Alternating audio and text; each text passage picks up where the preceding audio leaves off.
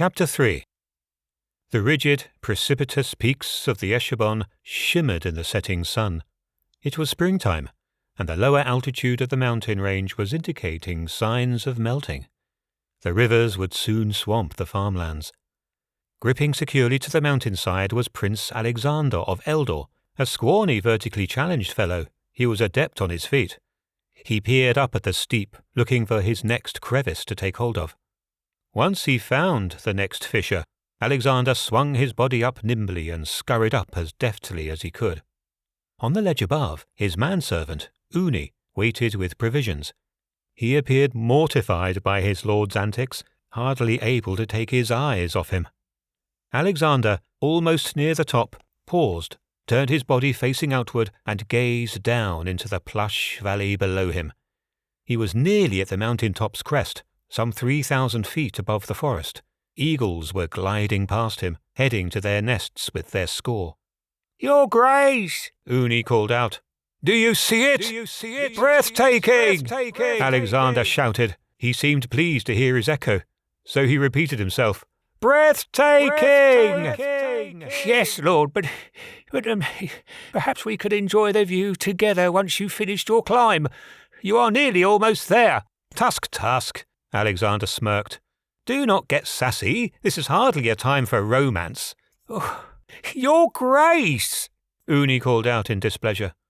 Laughing, Alexander shimmied up the remaining 200 feet of the mountainside. He slowed as he reached the top, resting his arms on the ledge. He reached for a flask of water, emptying it liberally over his face. Once empty, he tossed it at Uni, who barely caught it. Alexander popped up, wrapped his arms around Uni's shoulder, and turned him to the view below.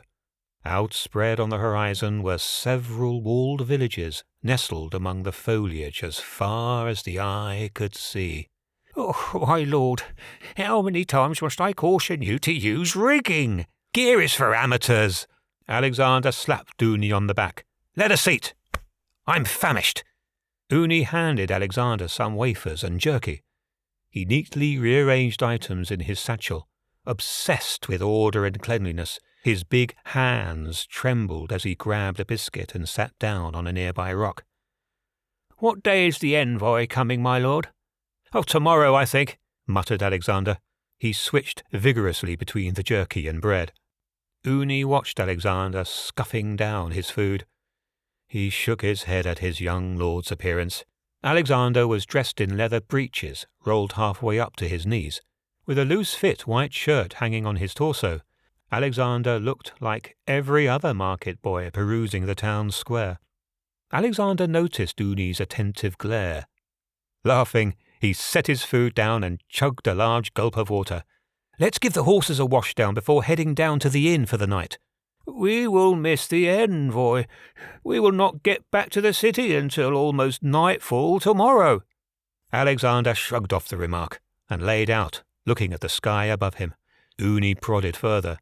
"Alexander!" What? Yes, maybe. I do not know. It matters little. Why is someone like you even concerned anyway? You won't be there for the talks." "I only meant you should be with your father and brother when the envoy arrives." "Peaches!" bristled Alexander. "Beg pardon?" Uni's face crinkled up in absolute confusion.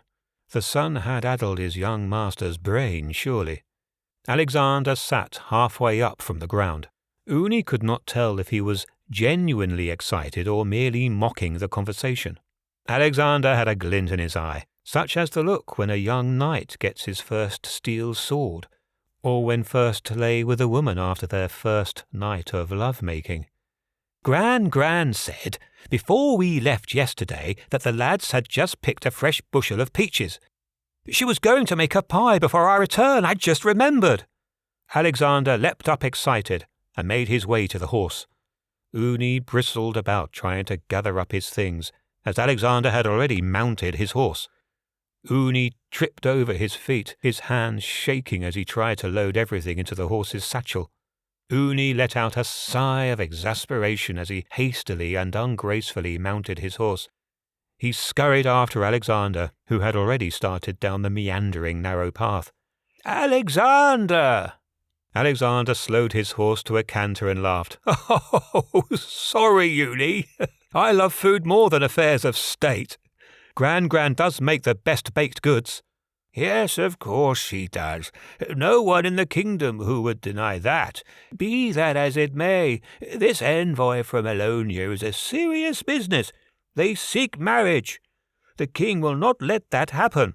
Of course not. So why should I care if I am there? Stop your fretting. Tomorrow we shall have pie for supper. Alexander gleefully smiled at Uni. My lord. Race you to the bottom. Alexander dug his heels into the side of his horse. Uni rolled his eyes and kept his horse at a slow canter. He would rather lose Alexander's childish race than risk maiming his horse on the narrow path. It would be nearly dark by the time they reached the base of the mountain. There was no reason to exhaust the horses. 2 hours of steady riding got them to the valley and to the gates of the small town of Teak. Like most of Eldor's communities, it was barricaded by walls, a conspicuous remnant of city-states from generations past. As they stopped at the gate, the howling of wolves could be heard in the forest. Uni shuddered uncontrollably as he squirmed in his saddle. Alexander glanced back at him with a smirk. "Guardsmen, open the gate!" Alexander commanded. 2 armoured figures could barely be seen atop the town gate. The 2 moons caught the tips of their helmets and reflected in Uni's eyes. The gate slowly began to rise, and Alexander and Uni passed on through to the stables. After sequestering their horses with a stable hand, they approached the tavern. Alexander sensed a pair of eyes watching them. He could not make out the figure, whether male or female, but he was confident they were being followed. As they entered the inn, a rowdy chorus was going among the crowd. They took a seat at the table of the corner, as a barmaid gave them 2 goblets of wine. Alexander politely pushed his aside, motioning for something else. Alexander sat back and listened to a group of rowdy men at the bar singing a song. The men slammed their cups and goblets on the bar, full of spirits and enjoying the night's atmosphere. There she lay upon the grass, a fair and full maiden lass. Beside her love she was at last, sword beside his armour brass. She took him gently in her arms, he was a prince of earthly charms. She a fair maid from castle farm, fled from peace to escape harm. Still he lay, she held him tight, adorned by day, cold by night. A love forbidden, this she knew, her intentions were not true. Until she felt his hardened touch, defied the gods, they did as much. A curse upon his righteous heart, only life would keep apart. In his sleep he would not leave, for their true love the world would grieve. As the group ended the chorus, the inn started to quieten down to a murmur of conversation and drink. Alexander noticed a short woman standing near the inn door. A veil covered her face, but he could see piercing blue eyes staring at him from behind the veil. As he started to get up from the table, intent on approaching her, the woman became flustered and started to back away towards the exit. Alexander sat back down quickly and stared intently at her. She did not react or move, her hand still pressed against the door of the inn. Alexander pulled out a chair from their table. "Uni." He paused as he heard a scuffle of feet. The veiled woman sat in the pushed-out chair next to Alexander. She was barely 5 feet tall, her feet not touching the floor. She hopped up from the chair and scooted it closer to the table before sitting back down. Uni observed, perplexed. "Excuse you? Who are you? You cannot just sit at the prince's table without invitation. Who sent you?" Alexander leaned his hand against Uni's chest, gently pushing him back from across the table. "I motioned for her, Uni. Do not be so high-strung." Alexander turned to the woman, who had not removed her veil. "What do you want of me, my lady? You know who I am." "Yes, your grace," whispered the woman, quietly. She seemed hesitant to say more. Her head scanned the room from left to right. "You have been following us since we entered the village." "Not us, your grace." The woman seemingly dismissed Uni's presence, whose condescending gaze was starting to annoy her. I fear your life may be in danger. Who are you exactly? Do not be coy. If you are here, be out with it then. Show me your face. The woman shook her head. Forgive me, your grace. Alexander, please. If I wanted to be lofted at with titles, I would be in the capital. Alexander could see short bangs through the veil. The woman had full lips, but little else he could see besides those compelling deep blue eyes. I cannot remove my veil. My name is Olivia of the Wisenford. Uni had to stifle himself from drawing attention as he let out a low screech. What is a woman of a spy circle doing this far from Pavos? As I have said, I fear you may be in danger, your... Alexander, interrupted Olivia.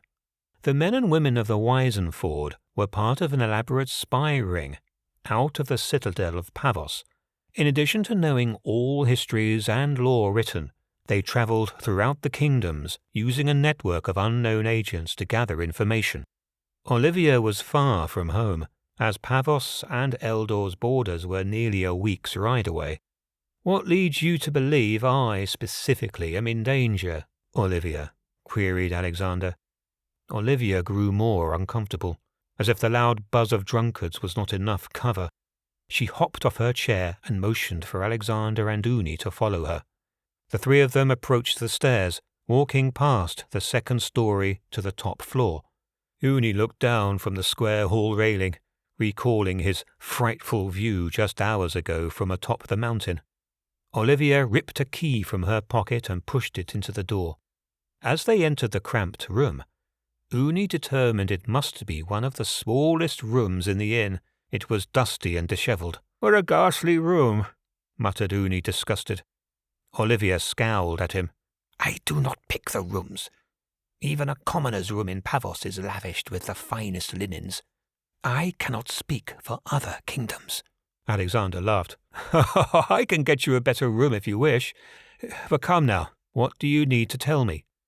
Olivia scuffled up to the edge of the bed and sat down. She reached into one of her pockets and handed Alexander a parchment, written in a delicate hand. He skimmed it before giving it back to her. How do you even know about the envoy from Alonia? How did you come by this? Alexander demanded. It is not my handwriting. I intercepted it. But you need not worry about the messenger. He will never rise again. Uni mumbled, taken aback. Ghastly affair. Alexander paced the length of the cramped room. The Alonia envoy was uncommon knowledge. A simple marriage proposal, it seemed, was not to be taken as lightly as Alexander had thought. He cleared his throat. We need to rest the horses for a few hours. Then we can set out for the palace immediately. Uni stopped, picking at the cobwebs in the corner of the room. He extended his hand to Olivia for the parchment. She remained unmoving. Exasperated, Uni shrilled up. My lord, she will not show her face. I told you who I am, quipped Olivia. I must ride with you to the capital. You are not safe until you are there. Whoever wrote this letter, replied Alexander, must be mistaken. The marriage envoy is for my brother Nathan, not me. And yet, Olivia interrupted, the message targets you. Let me ride with you. Alexander looked quizzically at Olivia and began to pace again. Very well. We leave in 6 hours. Get some sleep and then meet us at the stables. Alexander motioned to Uni, who followed him out of the room. Olivia hopped off the bed and bolted the door behind them. She pulled out a blank parchment. Grabbing a quill, Olivia began to write, using broad, quick strokes. After hurriedly rolling it up, she slipped a string on it. Unbolting the door, Olivia slowly peeked out from behind it. Scurrying down the stairs, she walked past the bar towards the exit. Looking behind her one last time to canvass the room, she scanned it hurriedly before slipping away into the stillness of the night.